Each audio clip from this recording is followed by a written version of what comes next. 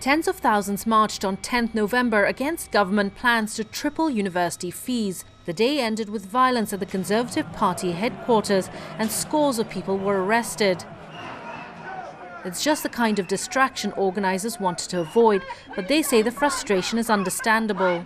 I believe that the public is right behind us because we're not only fighting for ourselves, we're fighting for the future generations, and we're fighting for every person in this country. When we protested last time and it escalated into violence, the media kind of portrayed a different image to what we were trying to communicate. So hopefully we'll get through to the people that we're trying to get through to, rather than just the media. Yeah, but on the other hand, I can understand the frustration of the people who resorted to violence. The march in London kicked off peacefully this morning. So far, this has been no static march. Already we have seen 3 separate groups meet up with a group that has gathered outside the University of London Union. This group is going to be picking up students and supporters from around London's universities on the way to Downing Street, where they'll end up this evening outside the Prime Minister's residence. But later, a small group rioted near Downing Street, attacking a police van. The anger at government plans to triple university fees from $3,000 to $9,000 and cut higher education funding by up to 40% is palpable here. I think that this deliberate de-skilling of our young people, who are our hope, it just doesn't make any sense to me whatsoever. Well, I'm really concerned that young people have a level playing field like we did when we got an education, you know. We feel really sorry for them.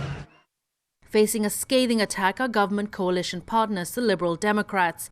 Before the May election, they vehemently opposed fee hikes, but now say the new scheme is going to be better for all. Leader Nick Clegg called on students to reconsider the coalition's tuition fee plans before they take to the streets. I acknowledge, of course I acknowledge, this is an extraordinarily difficult issue, and I've been entirely open about the fact that we have not been able to deliver the policy that we held in opposition. That simply isn't good enough, say many, including the National Union of Students. Students are ready to fight back at the ballot box and ready to organise against them. They made a pledge to students, and we're ready to make a pledge back. If you break your pledge, we pledge to organise against you and vote against you at the next general election, and we won't be breaking our pledge.